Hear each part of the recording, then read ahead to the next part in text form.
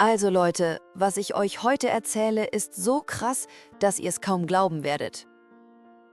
Der Regen peitschte in dieser Nacht gegen die Straßen von Bergheim und verwandelte das Pflaster in ein Mosaik aus schimmernden Pfützen unter dem schwachen Schein der Straßenlaternen.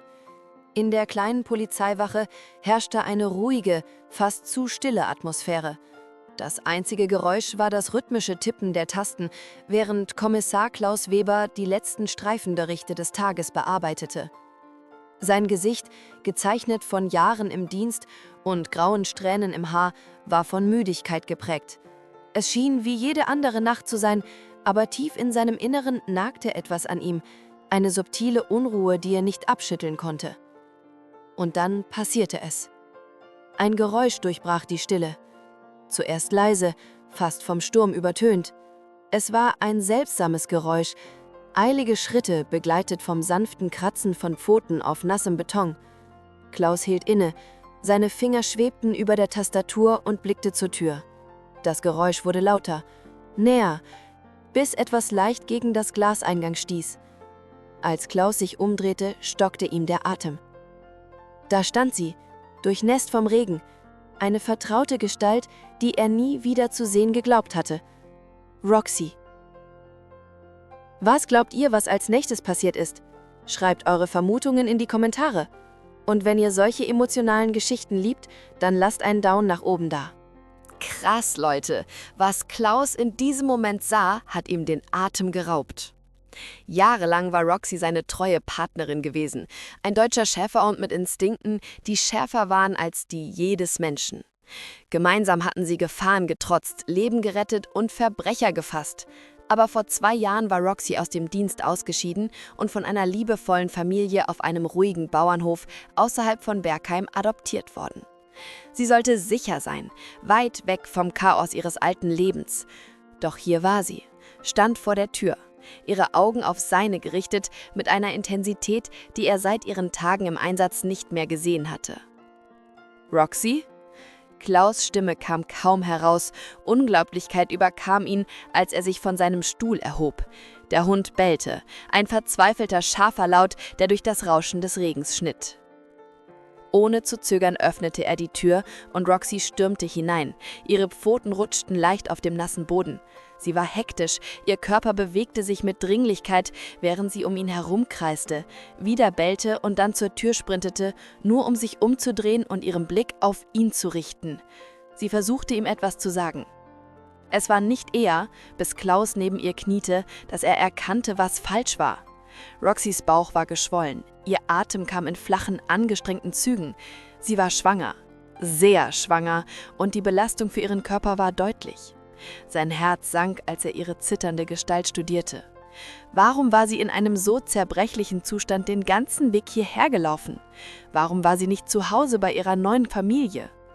Klaus spürte eine Kälte seinen Rücken hinaufkriechen, als er ihrem flehenden Augen begegnete. Es war nicht nur Verzweiflung, die er sah, es war Angst. Roxy suchte nicht nur Hilfe, sie war aus einem Grund hierher gekommen. Aber was für ein Grund das war, das werdet ihr nicht glauben. Habt ihr schon mal erlebt, dass euer Haustier euch in Gefahr gewarnt hat? Erzählt es uns in den Kommentaren. Also Leute, was jetzt passiert, ist einfach unglaublich. Ihr werdet nicht fassen können, wohin Roxy Klaus führt. Roxy bellte wieder, lauter diesmal, und zerrte mit den Zähnen am Saum von Klaus' Hose, als wollte sie ihn zur Tür ziehen. Etwas hatte sie hierher zurückgebracht, etwas Dringendes und Unausgesprochenes. Klaus' Bauchgefühl sagte ihm, dass diese Nacht eine Wendung nehmen würde, die er nie hätte vorhersehen können. Die Geschichte hat gerade erst begonnen. Vergesst nicht, den Like-Button zu drücken und den Kanal zu abonnieren, damit ihr nicht verpasst, was als nächstes passiert. Klaus schnappte sich seinen Mantel vom Rücken seines Stuhls und folgte Roxy, ohne zu zögern, hinaus in den Sturm. Der Regen traf sein Gesicht wie Nadeln und durchnässte ihn binnen Sekunden bis auf die Knochen. Roxy bewegte sich zielstrebig, ihre Schritte ungleichmäßig, aber entschlossen, während sie ihn durch die verlassenen Straßen von Bergheim führte. Ihr geschwollener Bauch schwang bei jeder Bewegung und Klaus konnte sehen, dass sie kämpfte. Alle paar Schritte hielt sie an, um zu Atem zu kommen. Ihre Augen blitzten zurück, um sicherzustellen, dass er noch bei ihr war. Was auch immer sie dazu getrieben hatte, zu ihm zu kommen, es war dringend Und sie gab nicht auf. »Roxy, wohin gehen wir?« fragte Klaus, seine Stimme kaum hörbar über dem prasselnden Regen. Sie hielt nicht an oder zögerte, sondern bewegte sich weiter zum Stadtrand. Klaus' Geist raste, während er zu verstehen suchte, was geschah. Warum hatte sie ihr neues Zuhause verlassen? War ihre Familie in Gefahr oder stimmte etwas nicht mit ihr? Er konnte das nagende Gefühl der Vorahnung nicht abschütteln, dass etwas Größeres im Spiel war. Sie erreichten schließlich den Stadtrand, wo die gepflasterten Straßen unbefestigten Wegen wichen, die in die Wälder führten. Roxy zögerte zum ersten Mal, ihre Pfoten sanken leicht in den schlammigen Boden. Sie drehte den Kopf und sah Klaus an, als würde sie nach Bestätigung fragen. Er kniete neben ihr nieder, seine Hand ruhte sanft auf ihrem Kopf. »Es ist okay, Mädchen, ich bin bei dir«, sagte er leise, obwohl seine eigenen Nerven angespannt waren. Sie ließ ein kleines Wimmern hören, bevor sie in die Dunkelheit weitermachte, ihre Schritte jetzt langsamer, ihre Energie sichtlich schwächer werdend. Aber was sie dort in der Dunkelheit des Waldes finden werden, das hättet ihr niemals erwartet. Bleibt dran, denn gleich wird es richtig spannend. Was glaubt ihr, wovor Roxy Angst hat? Leute, was Klaus und Roxy jetzt im Wald entdecken, ist absolut schockierend. Während sie weitermachten, verschluckte sie der Wald. Die hohen Kiefern blockierten das wenige Licht, das der Mond bot. Und die einzigen Geräusche waren der Regen, der auf das Blätterdach über ihnen traf, und das sanfte Quietschen ihrer Schritte im Schlamm. Klaus hielt seine Taschenlampe nach vorne gerichtet. Ihr Strahl schnitt durch die Dunkelheit. Aber er konnte das Gefühl nicht abschütteln, dass sie beobachtet wurden.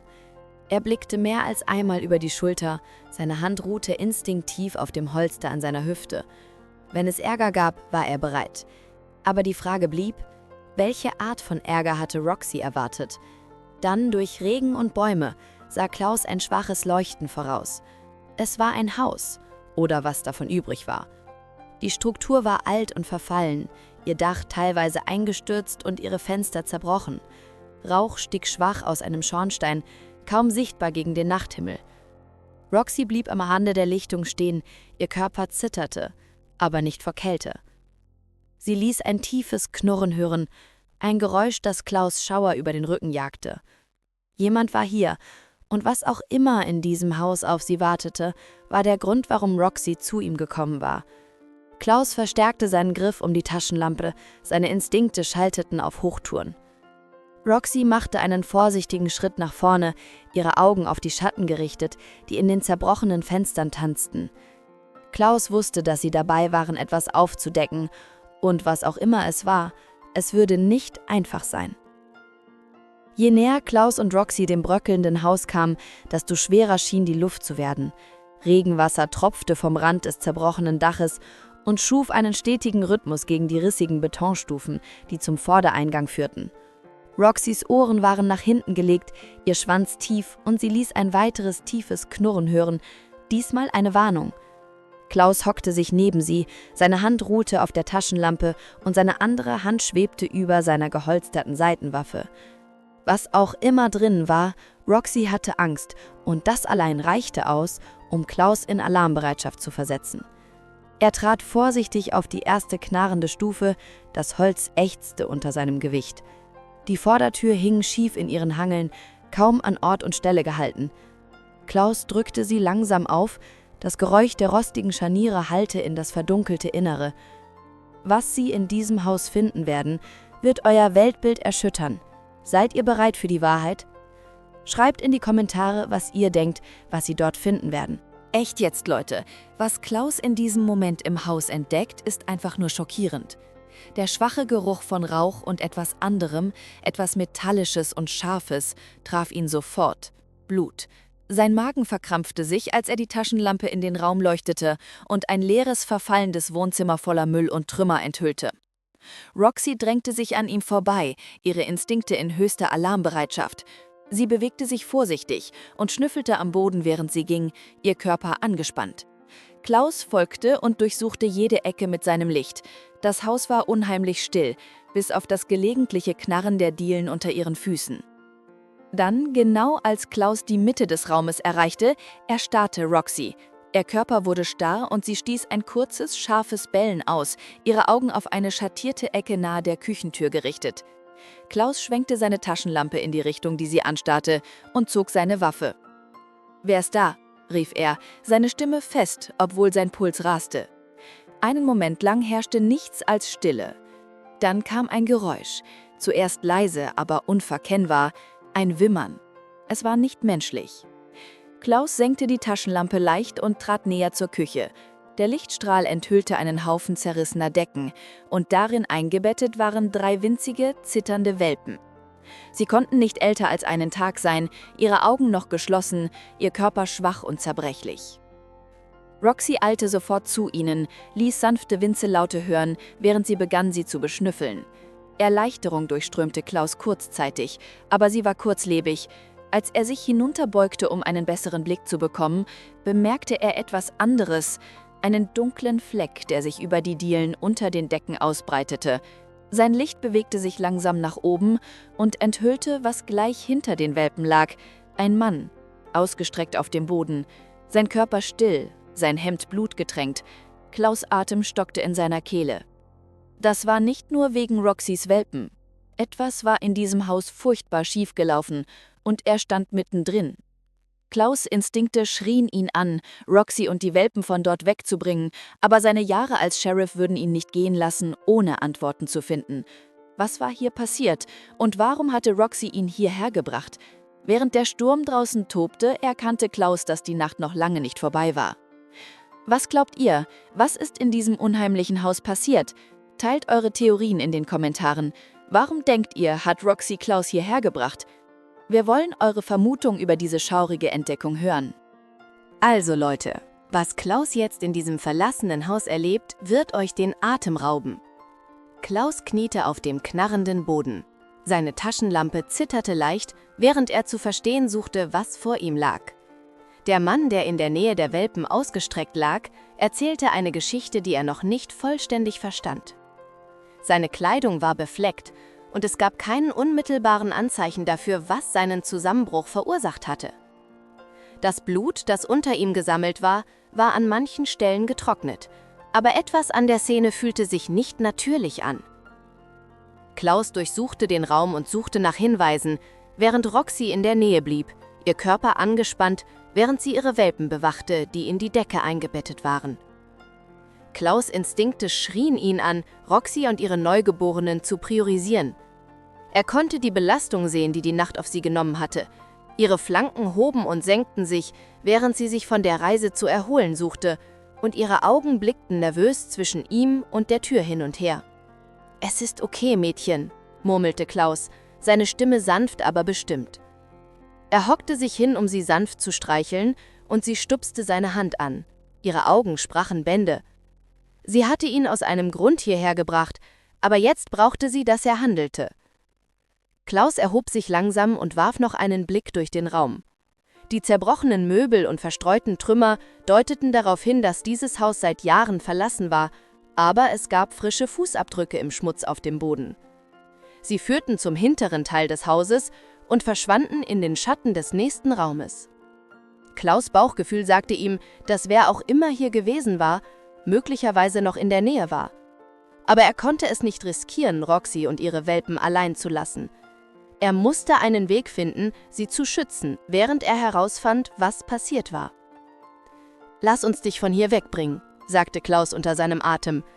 Er wickelte die Welpen vorsichtig in die Decke und wiegte sie in seinen Armen, während Roxy an seiner Seite stand, ihre Ohren gespitzt und ihre Haltung wachsam.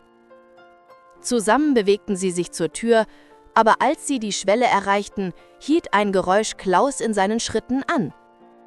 Es war schwach, aber unverkennbar. Das Knarren eines Dielenbretts auf dem 2. Stock.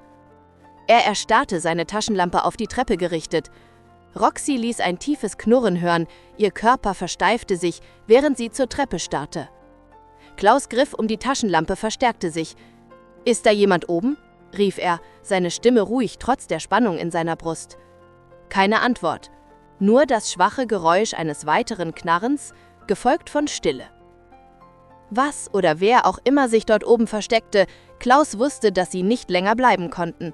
Die Gefahr lauerte überall, Und mit Roxy und ihren hilflosen Welpen hatte er keine andere Wahl, als zu fliehen. Bleibt dran, Leute! Was glaubt ihr, wer sich im oberen Stockwerk versteckt? Schreibt eure wildesten Theorien in die Kommentare. Krass, Leute. Was jetzt passiert, ist einfach nur verrückt. Klaus und Roxy sind in echter Gefahr.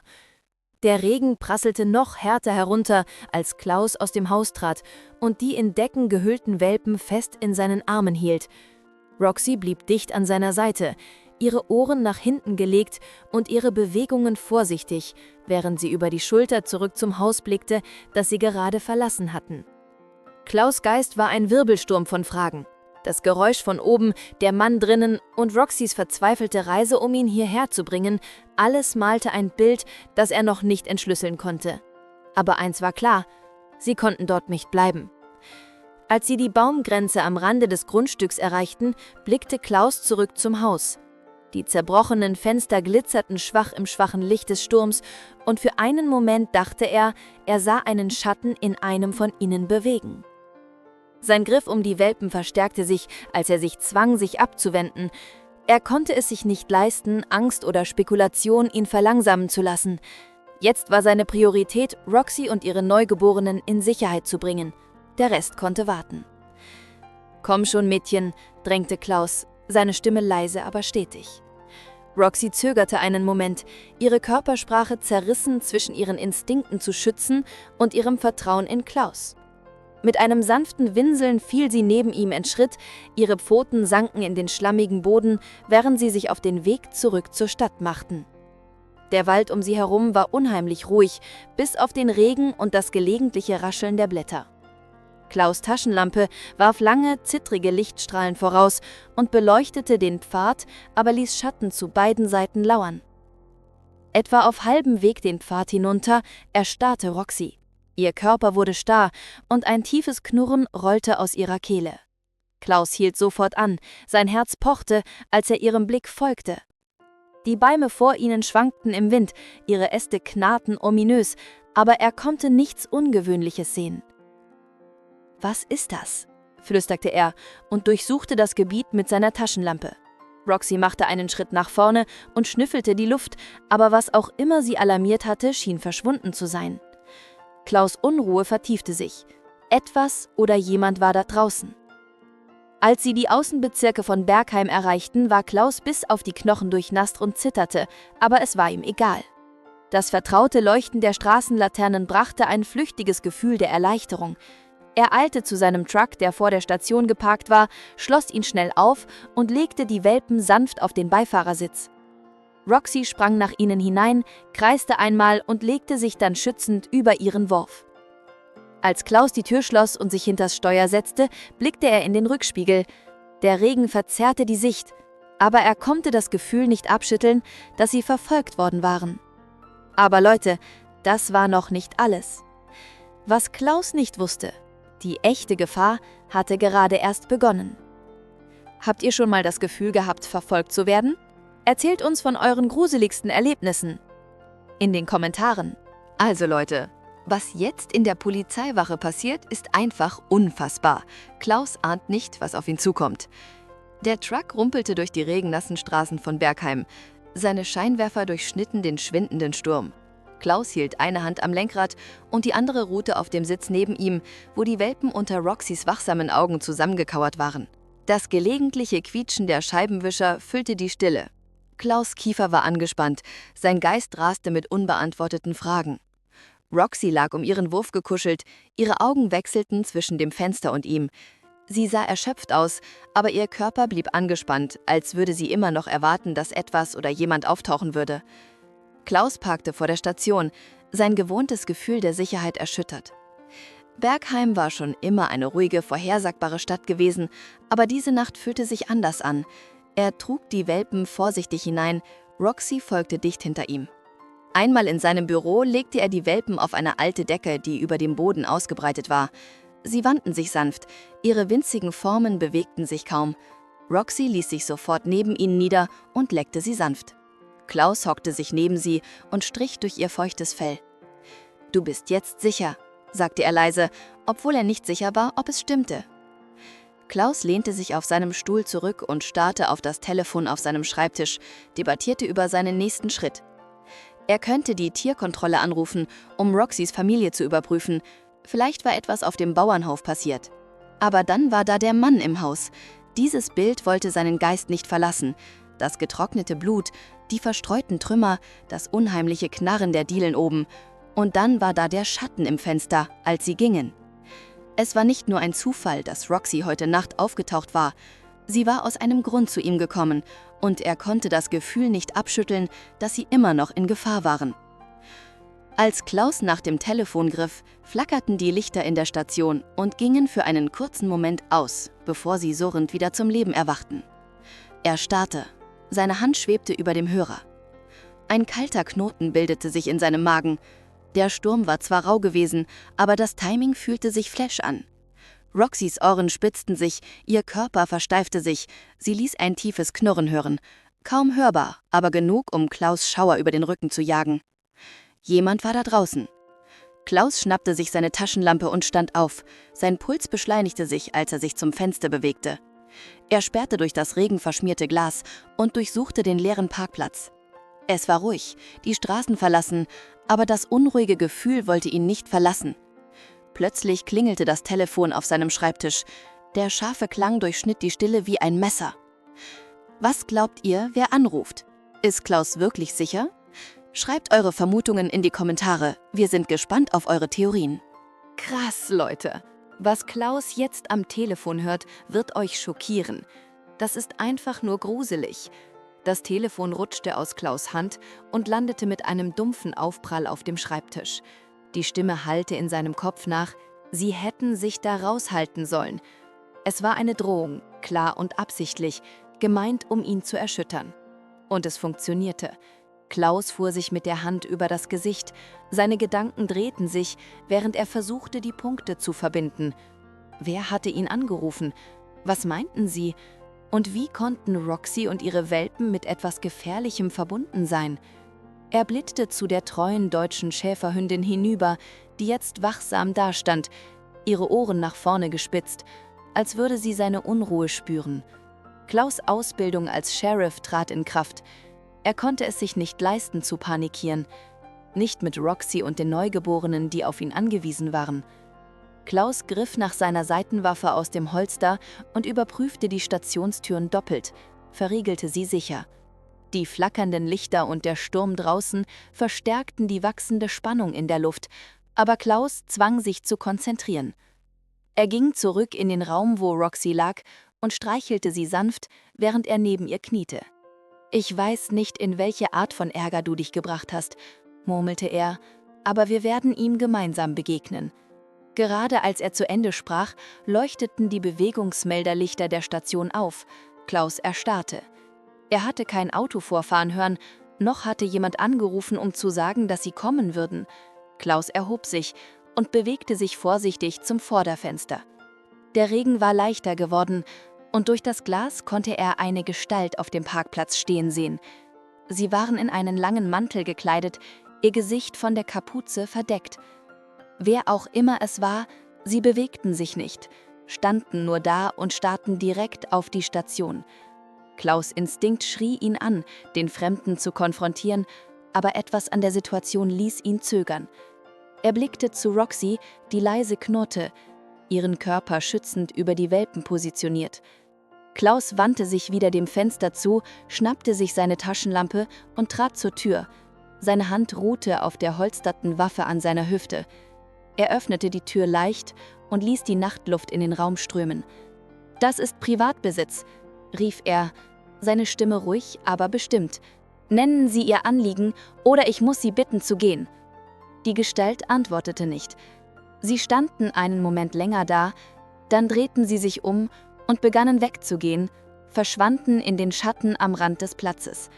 Klaus beobachtete sie, bis sie völlig außer Sicht waren. Sein Griff verstärkte sich um die Taschenlampe. Wer auch immer das war, sie waren nicht nur ein Vorbeigehender. Er schloss und verriegelte die Tür wieder. Sein Bauchgefühl sagte ihm, dass das noch nicht vorbei war. Roxys Blick begegnete seinem, ihre Augen voller stillem Verständnis.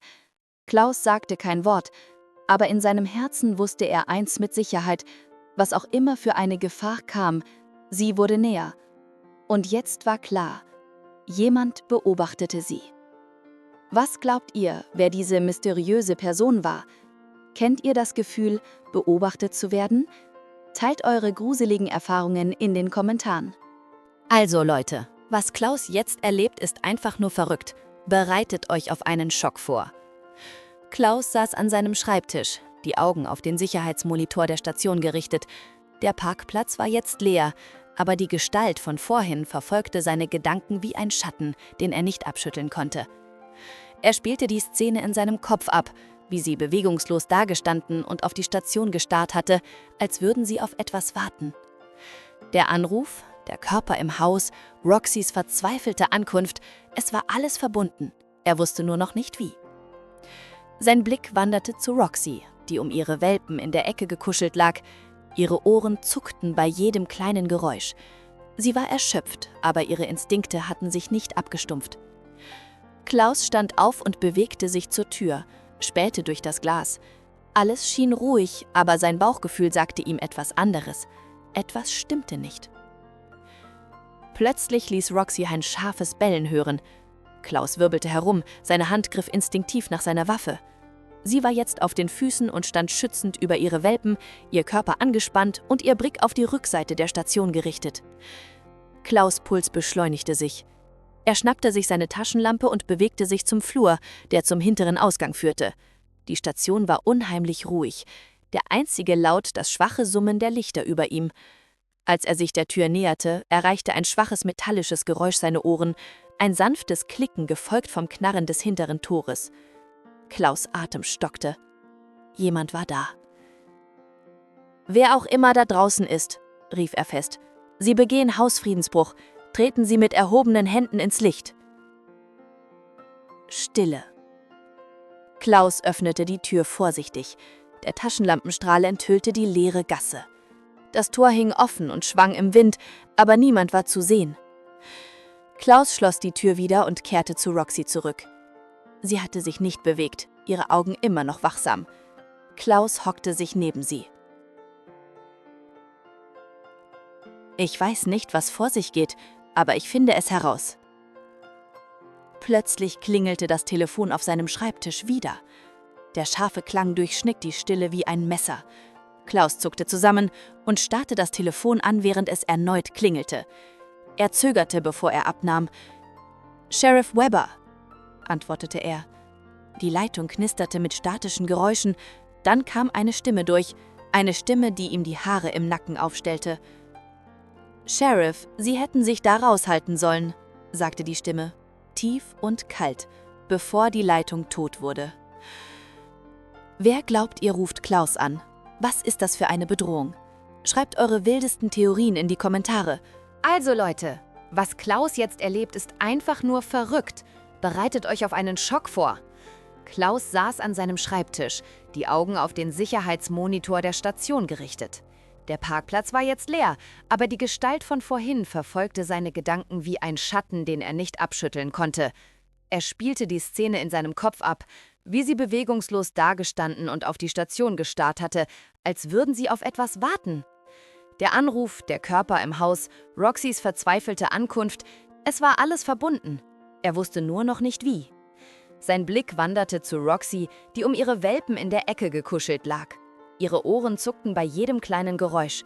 Sie war erschöpft, aber ihre Instinkte hatten sich nicht abgestumpft. Klaus stand auf und bewegte sich zur Tür, spähte durch das Glas. Alles schien ruhig, aber sein Bauchgefühl sagte ihm etwas anderes. Etwas stimmte nicht. Plötzlich ließ Roxy ein scharfes Bellen hören. Klaus wirbelte herum, seine Hand griff instinktiv nach seiner Waffe. Sie war jetzt auf den Füßen und stand schützend über ihre Welpen, ihr Körper angespannt und ihr Blick auf die Rückseite der Station gerichtet. Klaus' Puls beschleunigte sich, er schnappte sich seine Taschenlampe und bewegte sich zum Flur, der zum hinteren Ausgang führte. Die Station war unheimlich ruhig, der einzige Laut das schwache Summen der Lichter über ihm. Als er sich der Tür näherte, erreichte ein schwaches metallisches Geräusch seine Ohren. Ein sanftes Klicken, gefolgt vom Knarren des hinteren Tores. Klaus' Atem stockte. Jemand war da. »Wer auch immer da draußen ist«, rief er fest, »Sie begehen Hausfriedensbruch. Treten Sie mit erhobenen Händen ins Licht.« Stille. Klaus öffnete die Tür vorsichtig. Der Taschenlampenstrahl enthüllte die leere Gasse. Das Tor hing offen und schwang im Wind, aber niemand war zu sehen.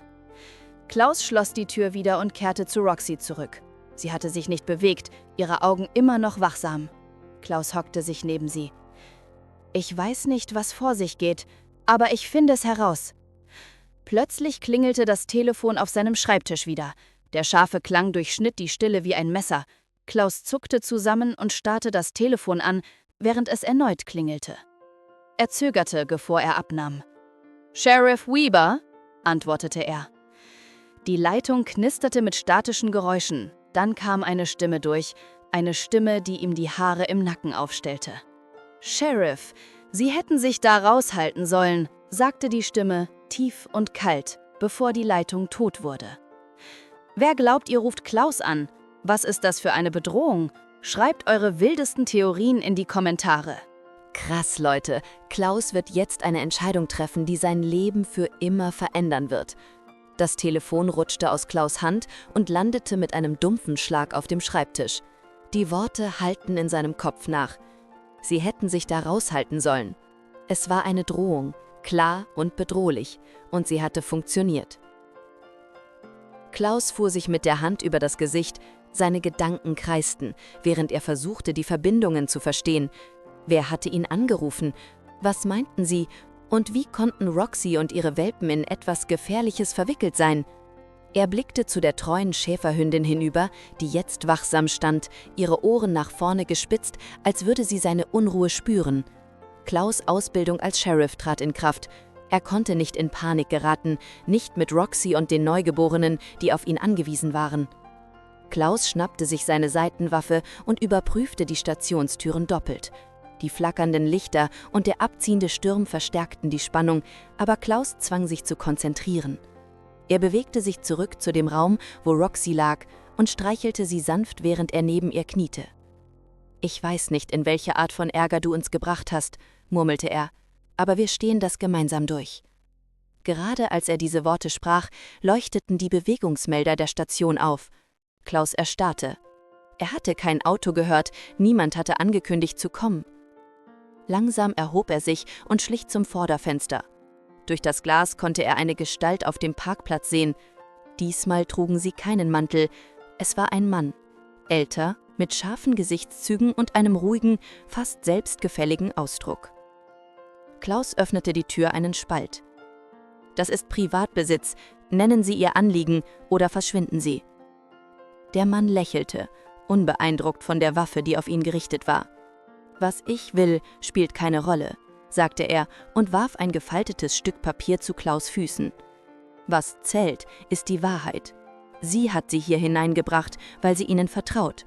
Aber Vertrauen kann gefährlich sein, Sheriff.« Klaus bückte sich vorsichtig, ohne den Mann aus den Augen zu lassen, und hob das Papier auf. Es war ein verblasstes Foto. Eine jüngere Roxy neben einem anderen Schäferhund. Der andere Hund sah fast identisch zu ihr aus. Auf der Rückseite stand: »Sie haben mir alles genommen.« Klaus' Brust verkrampfte sich, als ihm die Wahrheit dämmerte. Roxy war nicht nur um Hilfe zu ihm gekommen, sie war zu ihm gekommen, weil jemand ihre Familie ins Visier genommen hatte. Bevor Klaus noch eine weitere Frage stellen konnte, trat der Mann zurück in die Schatten. »Das ist noch nicht vorbei, Sheriff, aber Sie sollten bereit sein für das, was kommt.« Klaus stürmte nach vorne, aber der Mann war verschwunden. Nur der Regen blieb, jetzt sanft und stetig. Was glaubt ihr? Wer war dieser mysteriöse Mann? Was bedeutet das Foto? Eure Theorien sind gefragt. Schreibt sie in die Kommentare. Also Leute, was Klaus jetzt entdeckt, wird euch komplett schockieren. Die Wahrheit ist unglaublich. Klaus stürmte zurück zur Station, das verblasste Foto fest in seiner Hand. Seine Gedanken rasten, während er versuchte zu verstehen, was er gerade erlebt hatte. Der Mann, das Foto, die Worte, »Sie haben mir alles genommen«, alles ergab einen grausamen Sinn. Zurück in der Station fand Klaus Roxy schützend um ihre Welpen gekuschelt. Ihre Augen begegneten seinen, als er eintrat. Sie ließ ein sanftes Winseln hören und spürte das Gewicht dessen, was er aufgedeckt hatte. Klaus kniete sich neben sie und führte das Foto zu ihr. »Wir werden das klären«, murmelte er, aber tief in seinem Inneren wusste er, dass der Kampf gerade erst begonnen hatte. Roxy hatte ihn nicht nur in ihre Vergangenheit gebracht, sie hatte ihn in einen Kampf um ihre Zukunft gebracht. Und egal was als nächstes kam, Klaus würde sie nicht allein kämpfen lassen. Klaus betrachtete das Foto erneut. Die Ähnlichkeit zwischen Roxy und dem anderen Schäferhund war verblüffend. Sie hätten Geschwister sein können.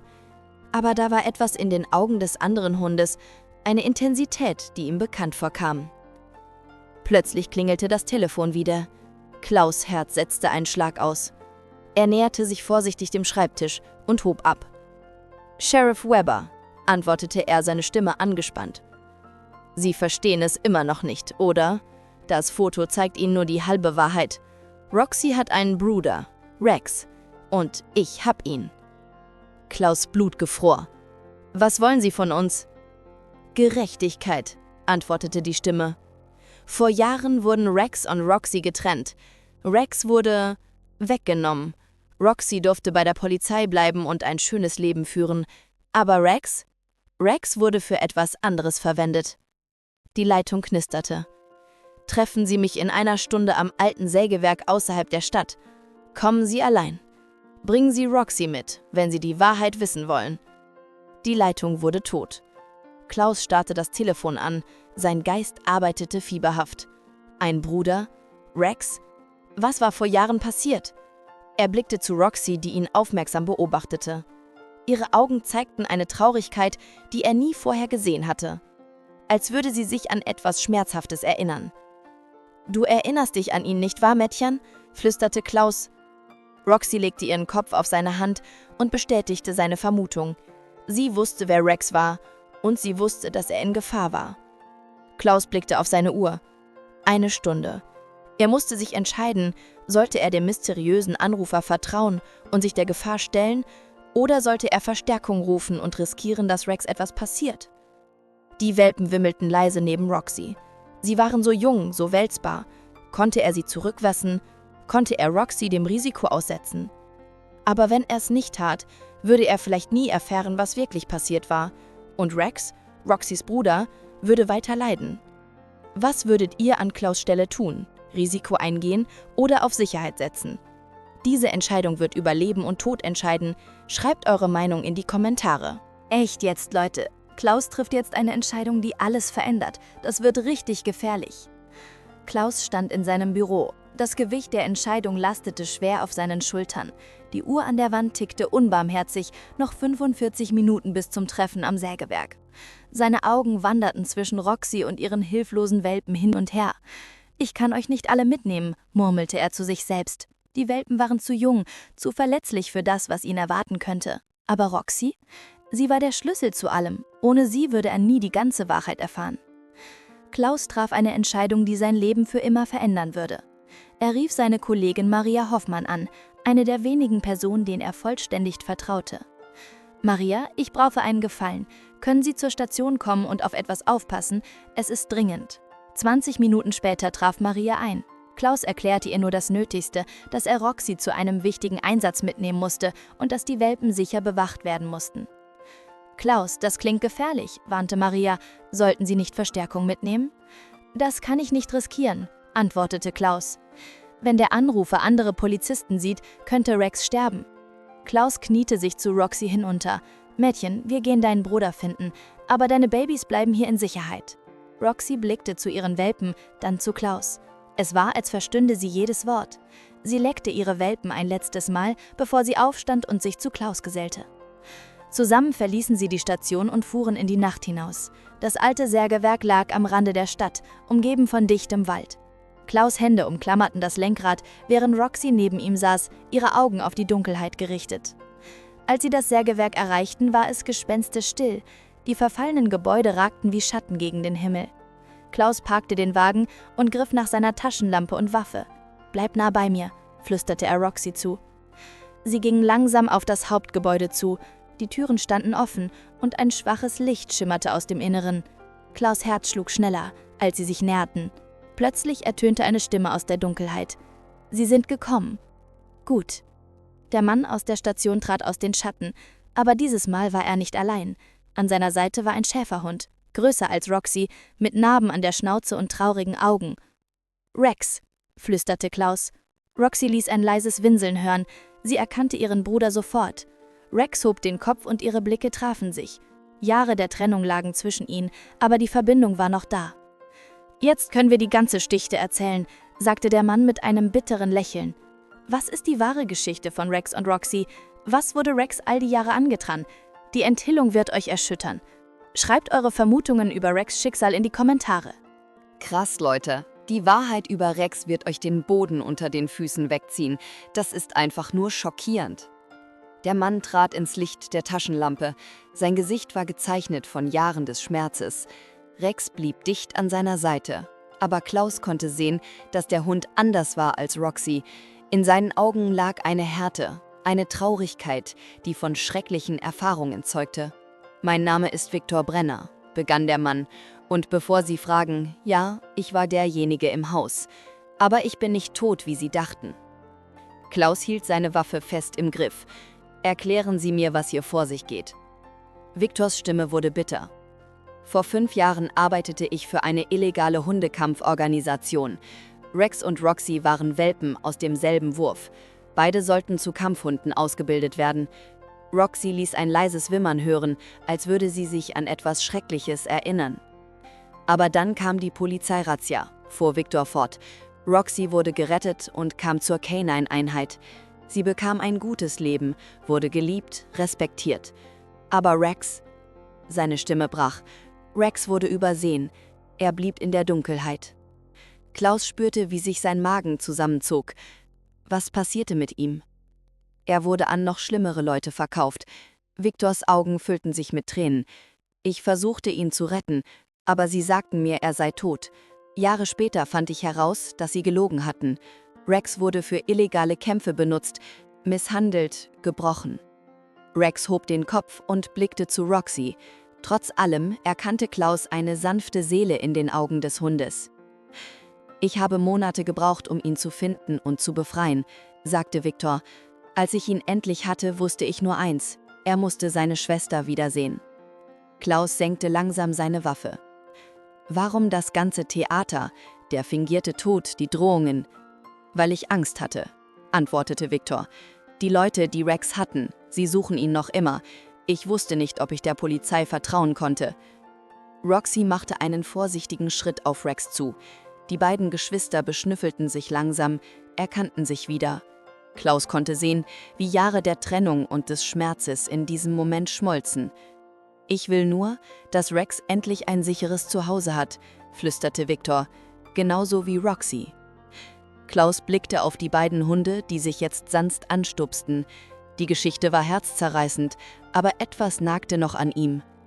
»Viktor«, sagte Klaus vorsichtig, »wenn Sie Rex retten wollten, warum haben Sie dann nicht einfach die Polizei gerufen?« Viktors Gesicht verdunkelte sich. »Weil einer der korrupten Polizisten, der damals Rex übersehen hat, noch immer im Dienst ist, und er weiß, dass ich ihn finden kann.« Klaus' Blut gefror. Ein korrupter Polizist in seinen eigenen Reihen. Wer könnte der korrupte Polizist sein? Kann Klaus Viktor vertrauen? Was wird aus Rex und Roxy? Die Spannung steigt ins Unermessliche. Teilt eure Theorien in den Kommentaren. Also Leute, jetzt wird es richtig brenzlig. Klaus entdeckt eine Wahrheit, die sein ganzes Weltbild erschüttert. Klaus starrte Viktor an, sein Geist arbeitete fieberhaft. Ein korrupter Polizist in Bergheim? Die Stadt war klein, jeder kannte jeden. Wer könnte es sein? »Nennen Sie mir den Namen«, forderte Klaus, seine Stimme hart. Viktor schüttelte den Kopf. »Nicht hier, es ist zu gefährlich. Aber ich habe Beweise, Fotos, Dokumente, alles, was Sie brauchen.« Plötzlich knackte ein Ast im Wald um sie herum. Alle drei, Klaus, Viktor und die beiden Hunde, erstarrten. Rex knurrte leise, seine Instinkte in Alarmbereitschaft. Roxys Ohren zuckten nervös. »Wir sind nicht allein«, flüsterte Viktor, seine Augen suchten die Dunkelheit ab. Klaus zog seine Waffe wieder und richtete die Taschenlampe in die Richtung des Geräusches. »Wer ist da?« Zeigen Sie sich! Eine Stimme rief aus der Dunkelheit zurück, eine Stimme, die Klaus nur zu gut kannte. Klaus, leg die Waffe weg, du bist in Sicherheit. Aus den Schatten trat Kommissar Heinrich Müller, Klaus' langjähriger Kollege und Mentor. Klaus atmete erleichtert auf. Heinrich, wie hast du mich gefunden? Müller lächelte, aber etwas an seinem Lächeln ließ Klaus' Nackenhaare sich sträuben. Maria hat mir erzählt, dass du mit Roxy verschwunden bist. Ich habe mir Sorgen gemacht. Victor wich einen Schritt zurück, sein Gesicht wurde blass. Rex versteifte sich und gab ein tiefes, warnendes Knurren von sich. »Das ist er«, flüsterte Victor kaum hörbar. »Das ist der korrupte Polizist.« Klaus' Welt geriet ins Wanken. Heinrich? Sein Mentor? Der Mann, dem er vertraut hatte? War er Feind? Roxy und Rex standen jetzt Seite an Seite, bereit zu kämpfen. Was wird Klaus jetzt tun? Kann er gegen seinen eigenen Mentor kämpfen? Das finale Duell beginnt. Fiebert mit uns und schreibt, wer eurer Meinung nach gewinnen wird. Echt jetzt, Leute? Was jetzt passiert, ist so unfassbar episch. Klaus muss gegen seinen eigenen Mentor kämpfen. Die Spannung im alten Sägewerk war so dick, dass man sie schneiden konnte. Klaus stand mit erhobener Waffe seinem langjährigen Mentor gegenüber, während Roxy und Rex zu beiden Seiten warteten, ihre Instinkte gespannt wie Sprungfedern. Heinrich, es muss nicht so enden, sagte Klaus, seine Stimme ruhig, aber bestimmt. Leg die Waffe weg und wir regeln das friedlich. Müller lachte bitter. Friedlich? Klaus, du verstehst nicht, wie tief das alles geht.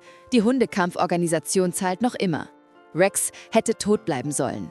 Victor wicht weiter zurück und zerrte Rex mit sich. Klaus, er wird uns alle töten. Er kann keine Zeugen hinterlassen. Plötzlich bewegte es sich alles sehr schnell. Müller richtete seine Waffe auf Victor, aber Klaus war schneller. Er warf sich zwischen sie und rief, Roxy, Rex, Angriff! Die beiden Schäferhunde reagierten instinktiv. Roxy sprang von links, Rex von rechts. Müller drehte sich panisch um, seine Waffe schwankte zwischen den Zielen. Ein Schuss krachte durch die Nacht.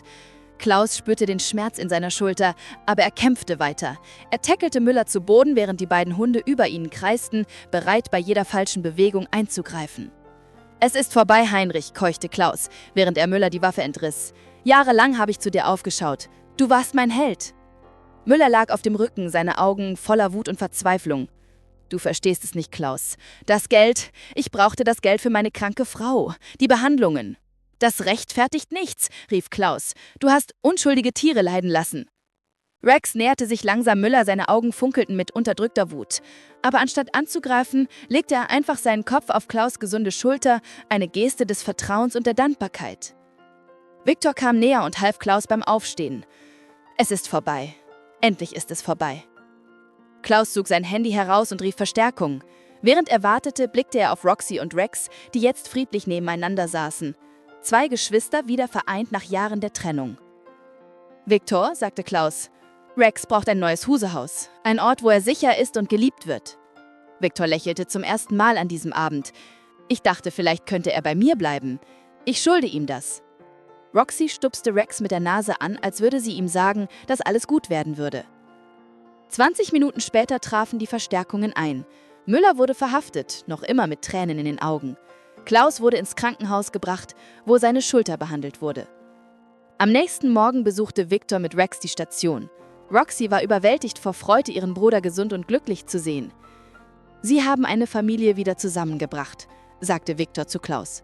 Klaus lächelte, während er Roxy streichelte. »Manchmal ist das Wichtigste, was wir tun können.« Was für ein emotionales Ende. Aber wartet ab, es gibt noch eine letzte Überraschung. Glaubt ihr, dass Roxy und Rex sich regelmäßig sehen werden?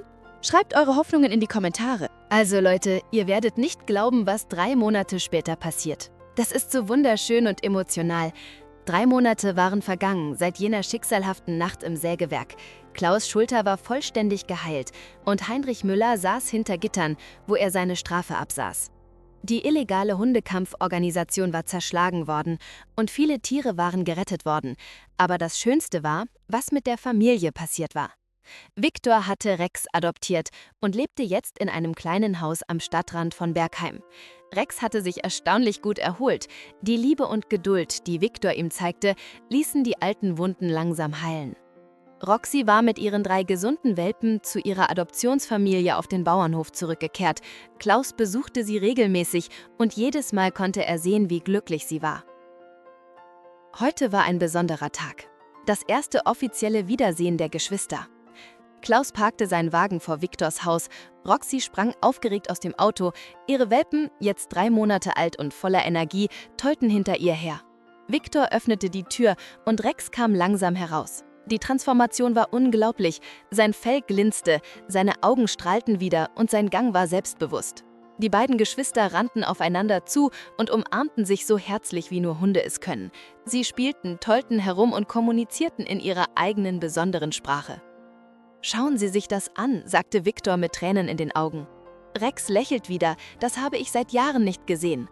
Klaus beobachtete, wie Roxy Rex stolz ihre Welpen vorstellte. Rex war der perfekte Onkel, sanft, beschützend und voller Liebe. »Viktor«, sagte Klaus nachdenklich, »ich habe eine Idee.« »Was für eine Idee?« »Was halten Sie davon, wenn Rex wieder als K9-Hund arbeitet? Natürlich nur, wenn er möchte. Wir könnten ein spezielles Programm starten, Therapiehunde für traumatisierte Kinder.« Viktors Augen leuchteten auf. »Sie meinen, Rex könnte anderen helfen, die Schmerz erlebt haben?« »Genau. Wer könnte besser verstehen, was es bedeutet, zu leiden und zu heilen?« Rex hob den Kopf, als hätte er die Unterhaltung gehört. Er kam zu Klaus und legte seinen Kopf in seine Hand. Eine Geste des Vertrauens. »Ich glaube, das ist ein Ja«, lachte Viktor. An diesem Nachmittag spielten Roxy, Rex und die Welpen im Garten. Klaus und Viktor saßen auf der Veranda und beobachteten das Glück vor ihren Augen. »Wissen Sie, was das Erstaunlichste ist?«, fragte Viktor. »Was?« Roxy hat ihren Bruder nie aufgegeben. Selbst nach all den Jahren wusste sie, dass er noch lebt. Die Liebe einer Familie ist stärker als alles andere. Klaus nickte. Und manchmal braucht es nur jemanden, der bereit ist, zuzuhören und zu kämpfen. Die Sonne ging langsam unter und die kleine Familie von Hunden kuschelte sich zusammen. Es war ein perfekter Moment, ein Beweis dafür, dass selbst nach den dunkelsten Zeiten Heilung und Liebe möglich sind. Was für eine wunderschöne Wendung, aber es kommt noch besser. Wartet ab, was in der letzten Episode passiert. Glaubt ihr, dass Rex ein guter Therapiehund wird? Teilt eure Gedanken. Krass, Leute. Was ein Jahr später passiert ist, ist einfach nur unglaublich. Diese Geschichte wird euer Herz zum Schmelzen bringen. Ein ganzes Jahr war seit jenem stürmischen Abend vergangen, als Roxy zur Polizeiwache gestürmt war. Klaus konnte kaum glauben, wie sich alles entwickelt hatte. Rex war tatsächlich ein außergewöhnlicher Therapiehund geworden. Jeden Tag arbeitete er mit Viktor in der neu gegründeten Hoffnung für alle Therapieeinrichtung in Bergheim. Kinder, die Traumata erlebt hatten, fanden in Rex einen stillen Verbündeten, der ihre Schmerzen ohne Worte verstand. Heute war ein besonderer Tag. Das erste jährliche Rex und Roxy Familienfest im Stadtpark. Die ganze Gemeinde war gekommen, um die beiden Hunde zu feiern, die so viele Leben berührt hatten. Klaus stand neben dem großen Banner und beobachtete die Szene vor ihm. Roxy war mit ihrer ganzen Familie da. Ihre 3 Welpen waren jetzt große, starke Hunde geworden. Luna, der kleinste Welpe, war sogar selbst Polizeihundin in Ausbildung geworden. Rex lag friedlich unter einem Baum, umgeben von Kindern, die ihm Geschichten erzählten. Seine Augen strahlten vor Zufriedenheit. Viktor saß neben ihm und lächelte stolz. »Herr Klaus!« Eine kleine Stimme rief seinen Namen. Es war Emma, ein 8-jähriges Mädchen, das Rex in den ersten Wochen seiner Therapiearbeit kennengelernt hatte. »Hallo Emma, wie geht es dir?« »Viel besser«, strahlte sie. »Rex hat mir geholfen, keine Angst mehr zu haben. Schauen Sie!« Sie zeigte ihm ein Bild, das sie gemalt hatte. Klaus, Roxy und Rex als Superhelden. Klaus kniete sich hin und betrachtete das Bild. »Das ist wunderschön, Emma. Ihr seid alle Helden in eurer eigenen Geschichte.« Plötzlich begann eine Gruppe von Kindern zu singen, ein selbstgeschriebenes Lied über Roxy und Rex. Die Melodie war einfach, aber die Worte kamen direkt aus dem Herzen. Roxy und Rex, so mutig und stark, zeigten uns allen das Licht im Park. Familie ist Liebe, die niemals vergeht, auch wenn der Weg manchmal bergauf geht. Klaus spürte Tränen in seinen Augen. Diese Geschichte hatte als Notruf begonnen und war zu einem Symbol der Hoffnung für die ganze Stadt geworden. Victor kam zu ihnen herüber, Rex folgte langsam. »Klaus, ich habe Neuigkeiten.« »Was für Neuigkeiten?« »Die Landesregierung möchte unser Therapieprogramm auf andere Städte ausweiten. Rex und ich werden als Ausbilder für andere Therapiehunde arbeiten.« Klaus schüttelte Victors Hand. »Das ist fantastisch. Rex wird noch mehr Leben retten können.« Roxy kam zu ihnen herüber, gefolgt von ihren 3 erwachsenen Welpen. Die kleine Familie versammelte sich um Klaus, als wollten sie ihm danken. »Weißt du, was das Verrückteste ist?« fragte Klaus Victor. »Was?« »Alles begann mit einem einfachen Notruf in einer stürmischen Nacht, und jetzt schauen Sie, was daraus geworden ist.« Victor lächelte. Manchmal sind es die kleinsten Anfänge, die die größten Veränderungen bewirken. Leute, was für eine unglaubliche Entwicklung. Von einer Notsituation zu einer ganzen Bewegung der Hoffnung. Was denkt ihr? Kann eine kleine Tat wirklich die Welt verändern? Teilt eure Gedanken in den Kommentaren.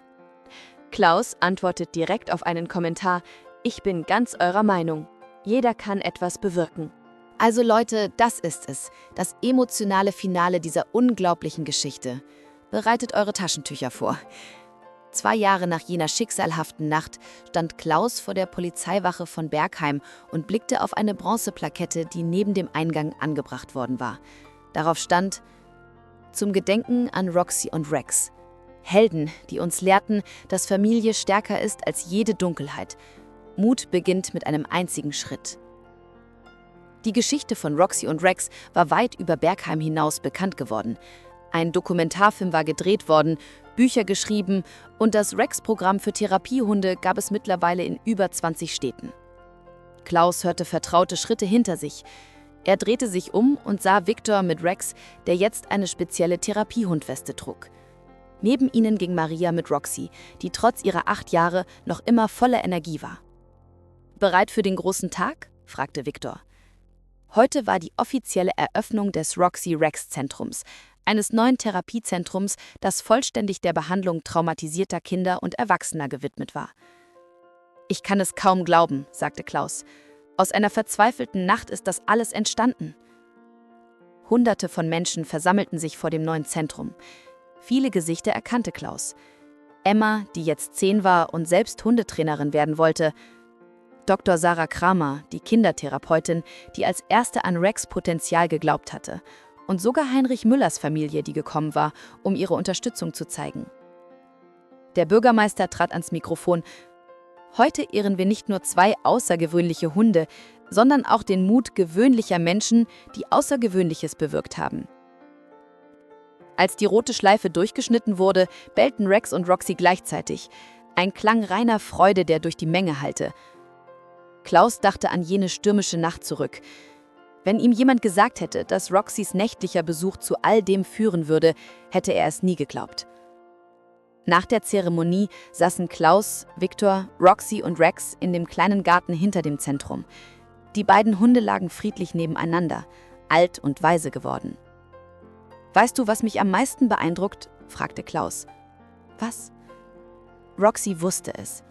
In jener Nacht wusste sie, dass Rex noch lebte, dass er Hilfe brauchte.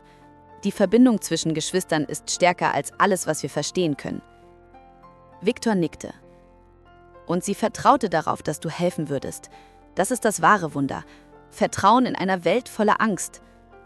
Ein kleines Mädchen kam schüchtern in den Garten. Ein neuer Patient, der seine erste Therapiesitzung mit Rex haben sollte.